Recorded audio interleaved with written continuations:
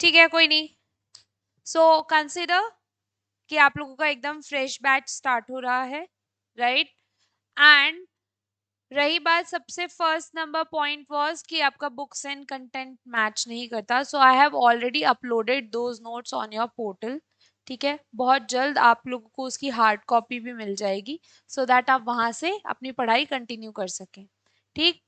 Next thing is, जब भी आप लोगों को कोई दिक्कत आ रही है तो आप उसी वक्त मुझसे पूछिए। ठीक है, कोई भी दिक्कत हो किसी भी तरीके की। It may so happen sometimes we feel like कि क्या स्टूपिड क्वेश्चन है, राइट? कभी कभी दिमाग में आता है, but don't think about it.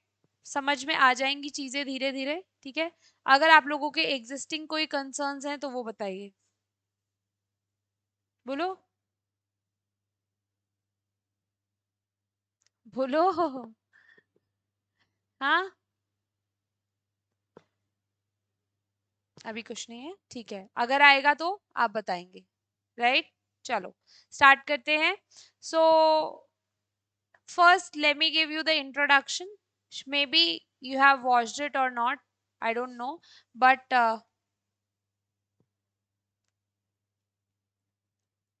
so we are reading law and ethics. ठीक है,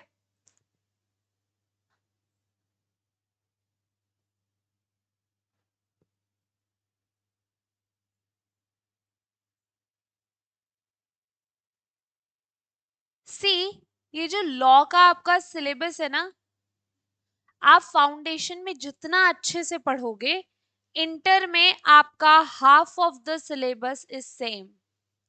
ठीक, जो Indian contract act, sale of goods act, negotiable instrument act जो आप यहाँ पढ़ने वाले हैं, वो आपके इंटर की लॉ में भी आएगा। इतना डिटेल में नहीं आएगा, बट थोड़ा पार्ट आएगा। तो तीनों चीजें हम यहाँ से ही इतना अच्छे से करके जाएंगे कि हमारे इंटर लेवल पे वो रिफ्लेक्ट करे, राइट? आपका लॉ फाउंडेशन में है, ठीक, इंटर में है और फाइनल में है। हर लेवल पे बढ़ता चला जाएगा। तो लॉ, ऐसा आपके फाउंडेशन लेवल पे अकाउंट्स है, अकाउंट्स के अलग अलग वेरिएंट्स आएंगे। मैथ स्टैट्स कहाँ है? इंटर पे भी नहीं है, फाउंड आपके फाइनल में भी नहीं है, बट लॉ आपके तीनों लेवल्स पे है, राइट? आप, और इसका लिंक आप समझो कैसा है। आप फाउंडेशन लेवल पे पढ़ेंगे कुछ कॉन्सेप्ट्स, ये आपके इंटर लेवल में रिफ्लेक्ट होंगे। Contract act, sale of goods act and negotiable instrument act, तीन एक्ट्स हैं आपके फाउंडेशन लेवल पे। इंटर में जो चीजें आप पढ़ेंगे वो आपके फाइनल में रिफ्लेक्ट होंगी।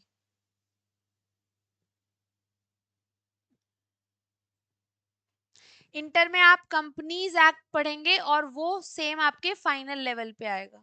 ठीक, नाउ हमारा लॉ पढ़ते वक्त क्या इंटेंशन होना चाहिए वो मैं आपको समझा रही हूँ। लॉ एक टफ सब्जेक्ट है, ठीक। Why it is tough? क्योंकि इसमें मार्क्स नहीं आते। अभी तो आप फाउंडेशन लेवल पे हो, तो आपको सिर्फ टिक करना है, and if your answer is correct then आपको सही मिल जाएगा। आपने वो क्लास अटेंड की थी जिसमें हम बिट क्वेश्चंस कर रहे थे, MCQ questions, right? So we are aware कि which type of questions are asked. ठीक, यहाँ पे तो आपको सिर्फ टिक कर देना है and you will get the marks, but inter और फाइनल में आपको लिखना पड़ेगा। ठीक है, यस, मतलब यस, टाइपिंग। सो आपका सब्जेक्टिव पेपर है वो, ये आपका ऑब्जेक्टिव पेपर है, और वहां पे आई एम टेलिंग यू 50 मार्क्स लाना भी मुश्किल हो जाता है। ठीक, तो यहां से ही अपनी जो होता है ना फाउंडेशन, उसको स्ट्रॉन्ग करके चलो, सो दैट आगे चल के दिक्कत ना आए। ठीक, and what I want from you guys is, please class में आप डेली आएंगे। ठीक है, कोई भी क्लास मिस नहीं करेंगे, सो दैट हम लॉ को एक कंटिन्यूटी में लेकर चल सके। चलिए, so this was the thing.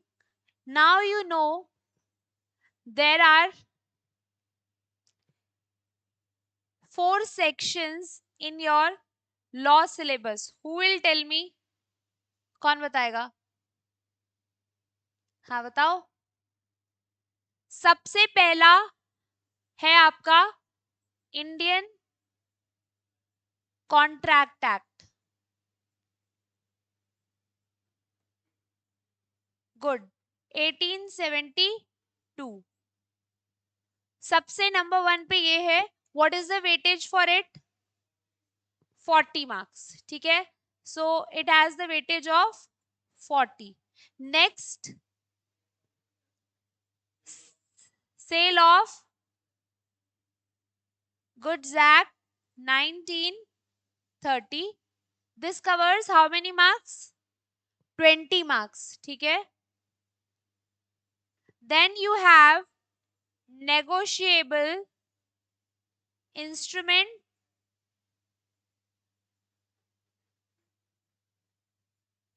ठीक है, ये कितने मार्क्स का है? 10।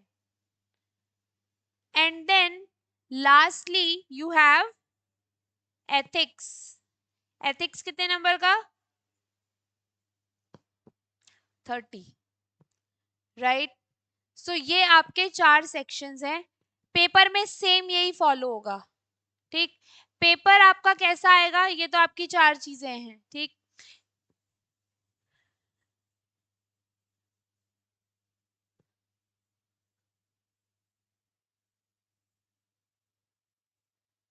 नाउ आपका पेपर पैटर्न क्या होगा? यू विल गेट 50 क्वेश्चंस, ठीक। 50 क्वेश्चन होंगे और हर क्वेश्चन 2 नंबर का। See I am telling you, it is very easy to clear foundation, ठीक है। फाउंडेशन क्लियर करना is not a tough thing, you can do it easily अगर आप class में ध्यान दे रहे हो तो। What becomes tough is to clear inter after foundation, ठीक है। और ये टफ हो क्यों जाता है? बिकॉज आप फाउंडेशन लेवल पे अगर इन 3 लॉज पे अच्छे से ध्यान दे लेंगे तो आपको इंटर में ऑब्वियसली कम मेहनत करनी पड़ेगी, बिकॉज इंटर में इसके अलावा भी आपका बहुत सब्जेक्ट है, ठीक है। So law becomes very vast in the inter. आपका कंपनीज एक्ट आ जाएगा वहां पे, ठीक। पीएफ रिलेटेड लॉज आ जाएंगे और बहुत सारे आ जाएंगे। सोचो ये 3 तो है ही, इनके अलावा भी और है। सो 50 क्वेश्चंस आपके 2 मार्क्स के, इट मींस टोटल 100 मार्क्स का आपका पेपर होगा। सबसे इंपॉर्टेंट हमारे लिए क्या है? इंडियन कॉन्ट्रैक्ट एक्ट, ठीक है। एक मिनट, ऑनलाइन में सभी को समझ में आ रहा है मैं क्या बोल रही हूँ? हाँ, सॉरी, क्या बोल रहे हो?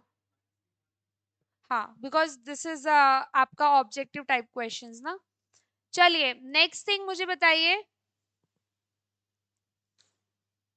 हमने अपनी लास्ट क्लास में क्या स्टार्ट किया था?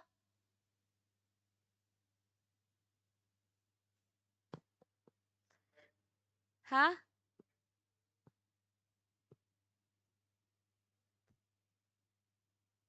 हाँ जी बिल्कुल, आप इंटर 2 बार में दे सकते हैं। लेकिन देखो, एक चीज मैं आपको और समझाना चाहती हूँ। आप इस कोर्स के अंदर आए हैं, क्यों आए हैं? Because you want a good job. Good job equals to good life, right. अच्छी जॉब के लिए अगर आपका कैंपस हो जाता है, then there is nothing better than that, ठीक। क्यों? क्योंकि आपके नाम के आगे ब्रांड लग जाता है, ठीक है। So for campus it is very important. अभी maybe you guys are all added on Akshay sir's contact number, ठीक है। so you must have seen ऐसे बहुत सारे लोग हैं जिनका 16 लाख का पैकेज लगा है, 11 lakhs का लगा है इन L&T एंड 9 lakhs ये टायर्स और बहुत सारी कंपनीज हैं। सो जिनका भी लगा है पैकेज, उनमें एक कॉमन बात है। वो कॉमन बात क्या है? इधर they are having an all India rank, या तो उनकी एक ऑल इंडिया रैंक है, या फिर उन लोगों ने पहले ही प्रयास में पास किया है, ठीक है। प्लस दे आर हैविंग बहुत ही अच्छा कम्युनिकेशन, एक बोलचाल का तरीका जो होता है ना, वो भी मैटर करता है जब आप इंटरव्यू देने जाते हो। सो व्हाट हम लोग यहाँ क्या कोशिश कर रहे हैं कि जब आप पढ़ें, जैसे जैसे आपका जब आप फाइनल लेवल पे आ जाएंगे तो हम एक प्रैक्टिस और स्टार्ट करेंगे। उसमें क्या करेंगे कि हर क्लास से पहले, मतलब जैसे आज आज आपकी क्लास शुरू होने वाली है फाइनल की, तो उससे पहले आधे घंटे न्यूज़पेपर डिस्कस किया जाएगा बिजनेस वाला, ताकि जब आप कैंपस के लिए अपीयर करें तब तक आप ऑलरेडी तैयार हो चुके हो कैंपस देने के लिए। सही बात है। So back to the topic, law and ethics. ठीक है, मैंने पिछले आपसे डिस्कस किया हुआ है कि लॉ मेकिंग कैसे होती है। ठीक है, because this is a fresh batch, बहुत सारे लोगों को नहीं पता होगा। ठीक है, तो अब हम क्विज खेलेंगे केबीसी वाली। ठीक, और सबको बताना है, आंसर करना है, जिसको पता है और जिसको नहीं भी पता है। After our introduction class we will start with sale of goods act. First हम करेंगे सेल ऑफ गुड्स एक्ट। ठीक है, फिर हम करेंगे नेगोशिएबल इंस्ट्रूमेंट एक्ट। ठीक है, ये दोनों एक्ट खत्म करने के बाद में फिर हम शुरू करेंगे इंडियन कॉन्ट्रैक्ट एक्ट। जिनको रिवाइज करना है इंडियन कॉन्ट्रैक्ट एक्ट वो आसानी से कर सकते हैं। ठीक है, अपने इसका जो टाइम लिमिट है वो हम आसानी से पूरा करते चले जाएंगे। तो ये हमारा टाइम होगा कि पहले हम आपका सेल ऑफ गुड्स एक्ट करेंगे, then negotiable instrument act, and then your जो आपका कंपनीज एक्ट है। एंड नेगोशिएबल के बाद में जो आपका पोर्शन है ना एथिक्स का, वो भी उसी टाइम कवर कर लेंगे। जैसे ही जो चैप्टर हो जाएगा, जैसे हमने ऑलरेडी कर रखा है, उसके एमसीक्यू क्वेश्चंस उसी के बाद तुरंत प्रैक्टिस करेंगे। एक एक एमसीक्यू क्वेश्चंस, जो आपके एमसीक्यू क्वेश्चंस का सोर्स क्या होगा, जो आपके इंस्टीट्यूट ने दिए हुए हैं। ठीक है, वो सारे, उसके अलावा अदर इंपॉर्टेंट सोर्सेज से जहां से भी एमसीक्यू मिल रहे हैं वो करेंगे। आपको एमसीक्यू बुकलेट प्रोवाइड की जाएगी जिसमें आप खुद भी प्रैक्टिस कर सकते हो। ऑब्वियसली मान लीजिए अगर 400-500 क्वेश्चन है तो वो हम क्लास में तो डिस्कस नहीं कर सकते, राइट। तो वो आपको क्या करना है, कुछ क्वेश्चंस मैं क्लास में डिस्कस करूंगी और बाकी के क्वेश्चंस आप लोग खुद प्रैक्टिस करेंगे, और अगर कोई दिक्कत आ रही है तो आप मुझे पूछेंगे। ठीक है, चलिए। So my first question will be, कितने रुपए के लिए रखूं ये क्वेश्चन? वैसे कुछ मिलने वाला नहीं है, बस मन में खुश हो जाना कि हमने सही जवाब दिया है। ठीक है, so first question I am asking, name of law making authority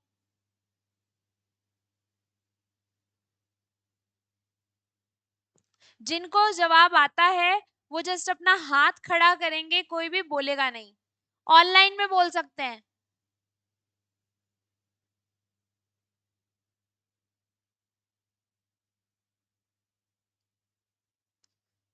कुछ लोगों की तो आंखें चमक गई होंगी।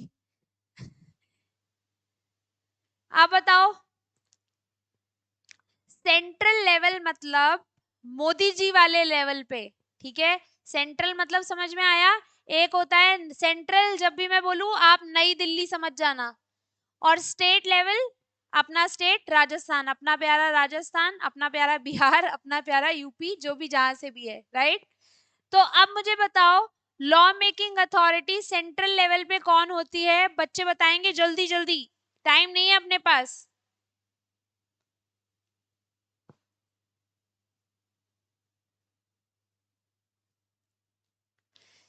बताइए, ऑनलाइन में बताइए जल्दी। आप दोनों को छोड़ के बाकी दोनों बताइए। हाँ, अच्छा जी। और ओके, तुम ठीक है, ऑनलाइन में बताइए।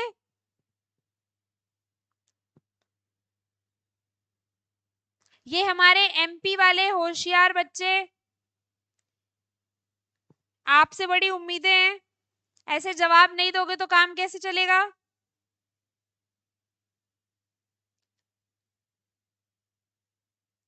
चलो यही बता दो, एमपी में चीफ मिनिस्टर कौन है?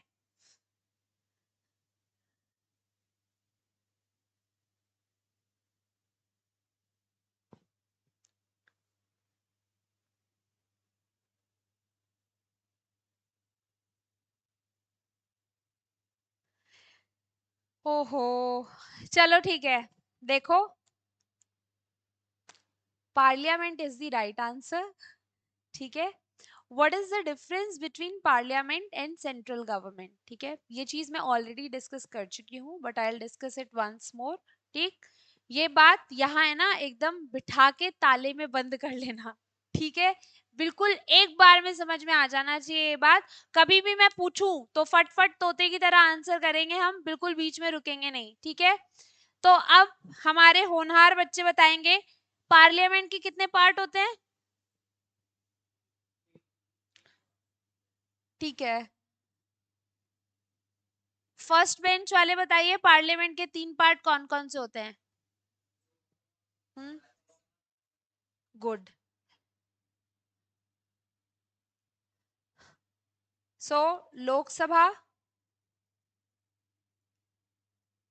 Rajya Sabha and president. So parliament में आपके प्रेसिडेंट भी हिस्सेदार होते हैं, ठीक है, वेरी गुड। सो जो बच्चे जवाब दे रहे हैं उन लोगों को बहुत ज्यादा शाबाशी, और जो नहीं दे रहे हैं नालायकों जवाब दे लो, ठीक है। सो लोकसभा, राज्यसभा, प्रेसिडेंट बहुत ध्यान से सुनेंगे, एक ही बार में समझेंगे। संसद भवन देखा है हमने, नई दिल्ली वाला, उसी को बोल रहे हैं, ठीक है। पूरे सेंट्रल, पूरे इंडिया के लिए कानून कौन बनाता है, हमारी प्यारी पार्लियामेंट, ठीक है। लोकसभा, राज्यसभा, प्रेसिडेंट 3 पार्ट होते हैं। मोदी जी कहाँ बैठते हैं, जल्दी बताओ, कहाँ बैठते हैं मोदी जी, कहाँ बैठते हैं, पता नहीं, ठीक है। ऑनलाइन वाले बच्चे जल्दी जल्दी बताओ, बहुत अच्छे, गुड, वेरी गुड। सो मोदी जी हमारे बैठते हैं लोकसभा में, ठीक है। लोकसभा में क्यों बैठते हैं, मैंने आपको कहा था लोकसभा मतलब लोगों द्वारा चुने गए, मोदी जी को हम लोगों ने चुना था, ठीक। तो ऐसे लोग जिनको हम डायरेक्टली वोट देते हैं वो जाते हैं लोकसभा में, ठीक। फिर है राज्यसभा। राज्यसभा को क्या हम लोग चुनते हैं, राज्यसभा के मेंबर्स को नहीं, राज्यसभा का मतलब है राज्यों द्वारा चुने गए। तो हमारे एमपी के जो एमपी के चीफ मिनिस्टर का क्या नाम है, शायद शिवराज सिंह चौहान, है ना, शायद, I am not very sure, yes. So Shivraj Singh Chauhan आपके चीफ मिनिस्टर हैं एमपी के। हमारे राजस्थान के चीफ मिनिस्टर कौन है, गुड, अशोक गहलोत। बिहार के चीफ मिनिस्टर कौन है, तो नहीं, बिहार के चीफ मिनिस्टर कौन है, गुड, नीतीश कुमार, ठीक है। तो अब ये लोग कहाँ कहाँ बैठते हैं, अपनी विधानसभा में, ठीक है। हर स्टेट की विधानसभा होती है, राजस्थान की विधानसभा जयपुर में है, देखी हुई है हमने, ठीक है। ऐसे ही बिहार की विधानसभा कहाँ होगी, पटना में, ठीक। एमपी की विधानसभा कहाँ होगी, भोपाल में, ठीक है, भोपाल राजधानी है मध्य प्रदेश की, ठीक है। सो अब इन विधानसभा से लोग चुन के भेजे जाते हैं राज्यसभा में, ठीक है। विधानसभा में जो लोग ऑलरेडी बैठे हुए हैं ना, हम लोग विधानसभा वालों को भी तो चुनते हैं ना, फिर वो मेंबर्स को चुनते हैं। तो अब इसका प्रोसीजर देखना, देखो ध्यान से, ये हैं हम लोग, ठीक है। हम लोग चुनते हैं सीधे लोकसभा के मेंबर्स को।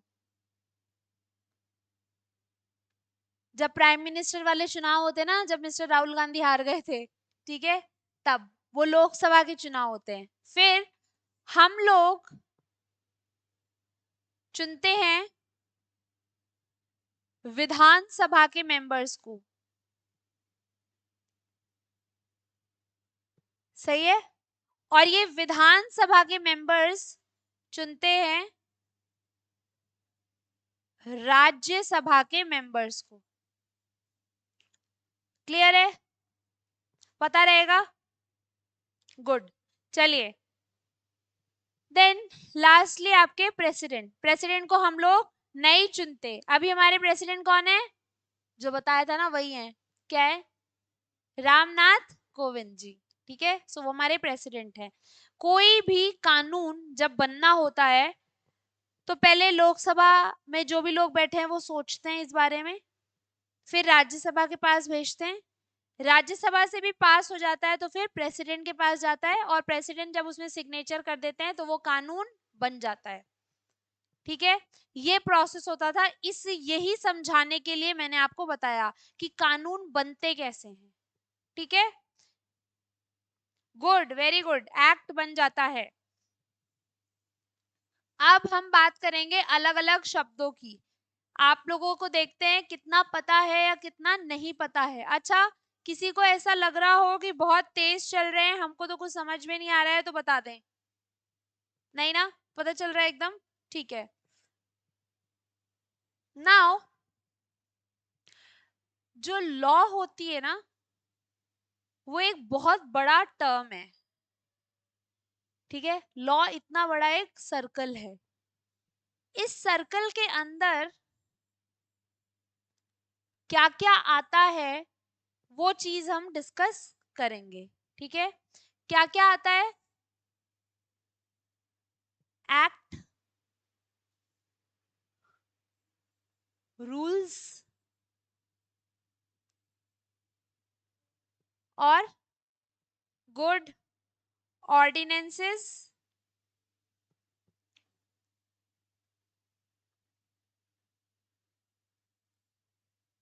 ऑर्डिनेंसेस आते हैं, फिर रेगुलेशंस,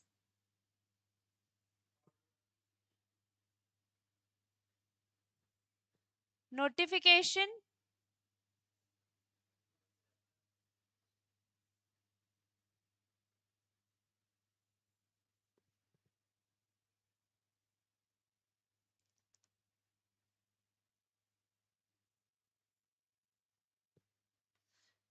सही है। क्या हमको पता है इन शब्दों के बारे में? बताओ, पीछे वाले बताएंगे मुझे। एक्ट का मतलब क्या होता है और कौन पास करता है एक्ट को?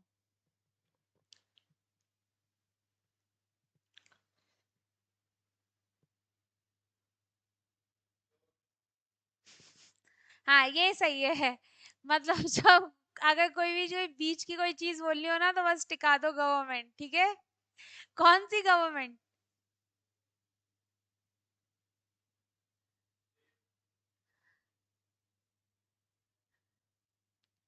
गुड।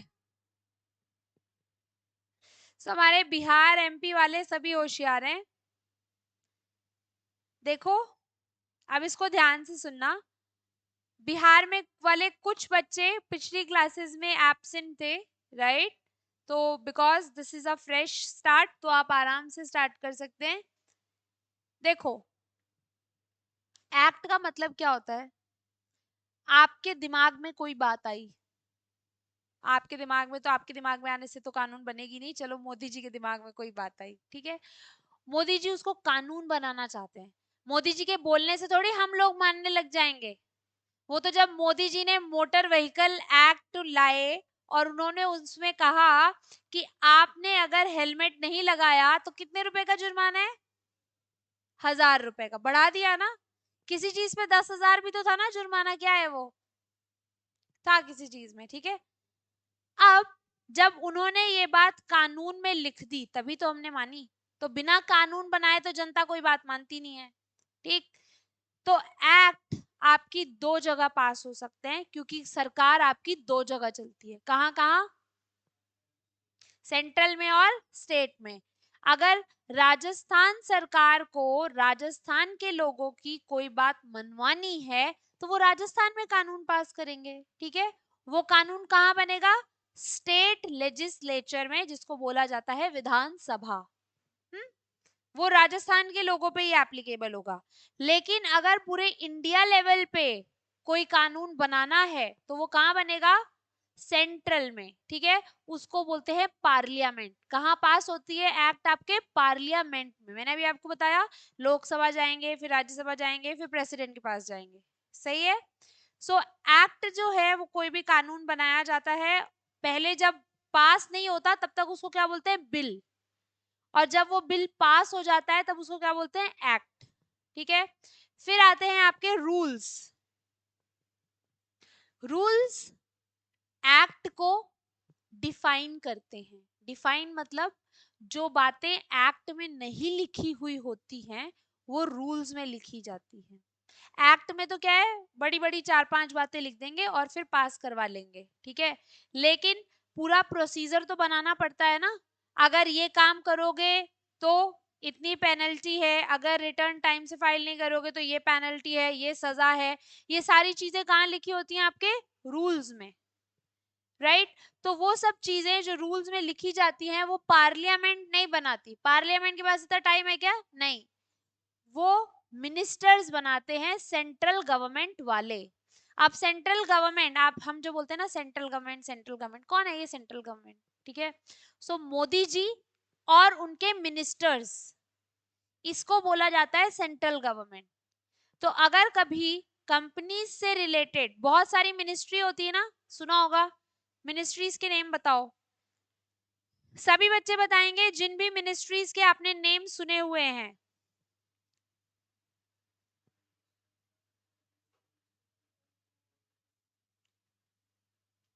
गुड, और बोलो।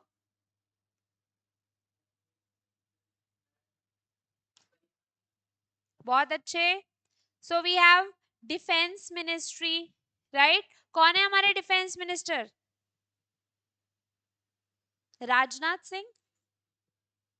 राजनाथ सिंह है? नहीं पता, कोई बात नहीं, छोड़ो।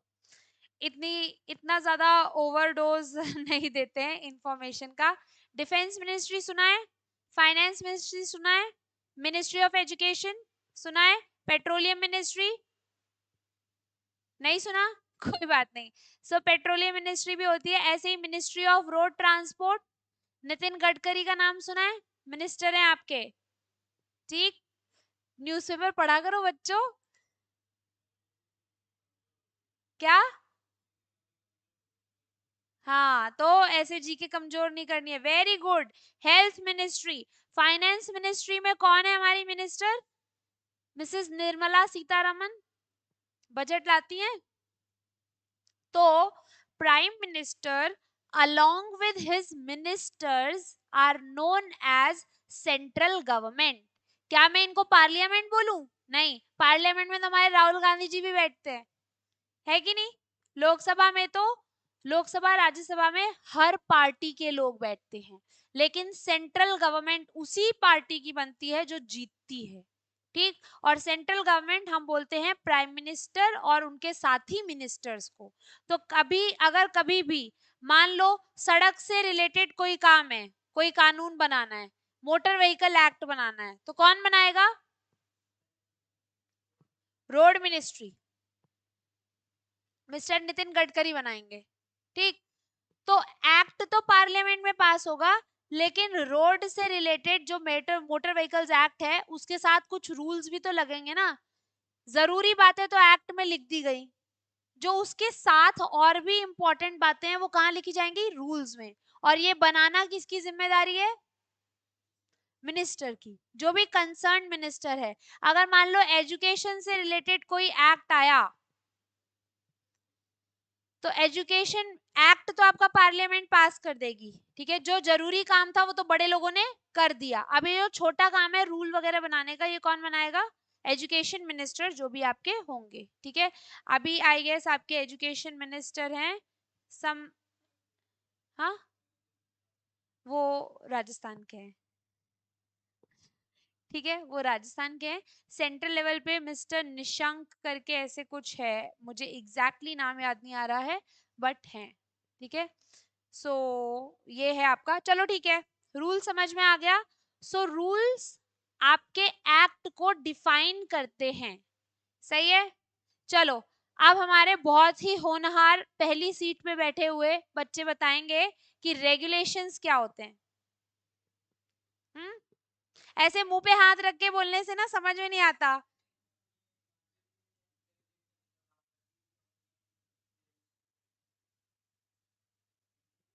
हाँ, नहीं नहीं, जो प्रोसेस मैंने बताया वो बताओ।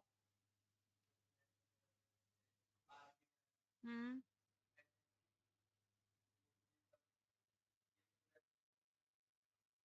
गुड, गुड, वेरी गुड, बहुत अच्छे। सभी को थोड़ा थोड़ा याद है। इस बात पे आप लोगों को शाबाशी मिलनी चाहिए कि एटलीस्ट भूले नहीं हो तुम लोग। और ये बात आपको भूलनी भी नहीं है। क्या ये चीज आप अपने रजिस्टर में नोट कर रहे हो कि नहीं?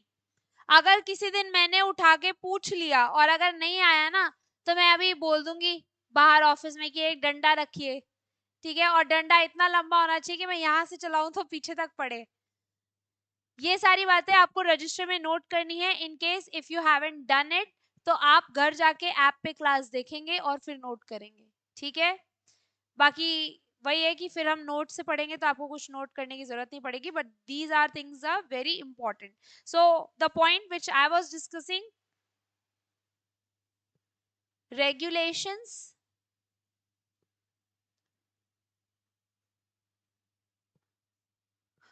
ठीक है। रेगुलेशंस क्या होती हैं?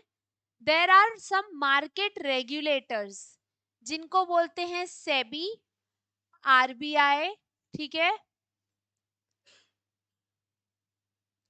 आईआरडीए, ठीक। सेबी सुना है? आईआरडीए नहीं सुना? ये सुना है? वो सुना है? वो नहीं सुना? ठीक है। सो दी, ऐसा मत सोचना कि दुनिया में और इंडिया में बस ये तीन ही रेगुलेटर हैं, ठीक है। दीज आर जस्ट एग्जाम्पल्स, ठीक है। चलो, सेबी क्या है? Full form is securities exchange board of India, ठीक। आप लोगों ने ट्वेल्थ में शेयर कैपिटल खूब इशू की होगी, ठीक है, जो कॉमर्स फील्ड से हैं, या आप अगर कॉमर्स फील्ड से नहीं भी हैं तो अपने अकाउंट्स के सब्जेक्ट में आप शेयर कैपिटल इशू कर रहे होंगे, ठीक है। किसी कंपनी को पैसा चाहिए, पैसा लेने के लिए वो पब्लिक के पास गई, है ना। पब्लिक के पास जाने का मतलब है आप शेयर मार्केट में गए हो। शेयर मार्केट सुना है आपने? तो शेयर मार्केट के जो पापा जी हैं वो हैं सेबी, ठीक। हर काम उन्हीं से पूछ के होता है शेयर मार्केट में। अगर उनको लगता है कि कहीं कोई गड़बड़ हो रही है तो उन्हीं की बात सुनी जाएगी, ठीक। तो शेयर मार्केट को कौन रेगुलेट करता है? सेबी। रेगुलेट मतलब चलाना। आरबीआई कौन से मार्केट को रेगुलेट करता है? बैंक्स। पैसे से रिलेटेड जो भी काम होता है ना वो ये करते हैं, ठीक है। अभी जब हमारे वो नोट वोट सब बदल दिए गए थे तो कहाँ गए थे वो सब? आरबीआई के पास में, है ना।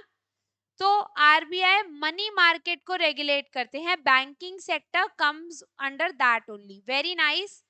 Next thing, IRDA. IRDA is insurance regulatory development authority. जो आपका इंश्योरेंस सेक्टर है उसको आईआरडीए रेगुलेट करता है। आप सोचो, इन लोगों को पावर दी गई है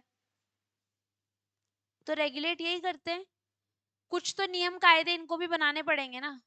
बड़ा बड़ा कानून तो आपकी पार्लियामेंट पास कर रही है, कोई बात नहीं, लेकिन छोटी छोटी चीजों के जो नियम कायदे बनाने होते हैं वो कौन बनाएगा? ये। हम्म। अब देखो, इसको इस हिसाब से समझना। आपके पेपर होते हैं ना, आप लोग पेपर देने जाते हो, पेपर का टाइम टेबल वगैरह तो सब एजुकेशन मिनिस्ट्री डिसाइड कर देती है, ठीक। लेकिन जिस सेंटर में आप पेपर देने जाते हो वहां कहाँ गाड़ी खड़ी करनी है, कहाँ मोबाइल जमा करने हैं, ये सारा काम तो वो सेंटर वाले ही करते हैं ना। तो सेम इसको रेप्लिकेट करो कि जब भी आपको कोई बड़ा कानून एंड ऑल बनाना होता है वो तो पार्लियामेंट ही बनाती है, रूल्स आपके मिनिस्टर्स ही बनाते हैं। लेकिन इन विचारों के सेक्टर में अगर कोई छोटी छोटी प्रॉब्लम आएगी तो उसके नियम कानून तो यही बनाएंगे, ठीक। सो रेगुलेशंस का मतलब होता है अपने सेक्टर को चलाने के लिए जो कानून जो नियम कायदे ये लोग बनाते हैं उनको बोलते हैं रेगुलेशंस, ठीक है। जैसे आपके ऑनलाइन वाले, ओके, आईआरडीए जितनी भी आपकी इंश्योरेंस कंपनीज होती है ना, इंश्योरेंस कंपनीज, उनको रेगुलेट करने का काम करती है। इंश्योरेंस कंपनी कौन कौन सी है? LIC, new India life insurance, ICI, HDFC, सभी प्रोवाइड करते हैं लाइफ इंश्योरेंस, है ना। लाइफ इंश्योरेंस हो या जनरल इंश्योरेंस, जनरल इंश्योरेंस में कौन कौन से आ गए? फायर इंश्योरेंस, आग से बचने के लिए, मरीन इंश्योरेंस, पानी में डूबने के लिए, कौन करवाता है मरीन इंश्योरेंस? शिप्स वगैरह, जहाज वगैरह, ठीक है। फिर मिसलेनियस इंश्योरेंस, चोरी से बचने के लिए। ये सब कुछ ये रेगुलेट करता है।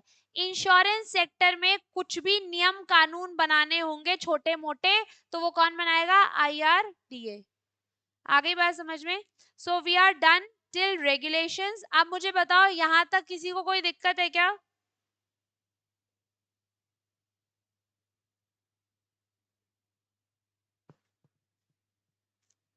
ठीक है। सो कल अपनी बेसिक टर्म्स जो 3 और बची हैं वो कवर करके हम फटाफट से sale of goods act start करेंगे, ठीक है। सो सेल ऑफ गुड्स में जो भी हमको पढ़ना है वो हम आगे पढ़ लेंगे। सभी लोग बताइए, किसी को भी कोई दिक्कत? चलिए, गुड है। So this is it for today.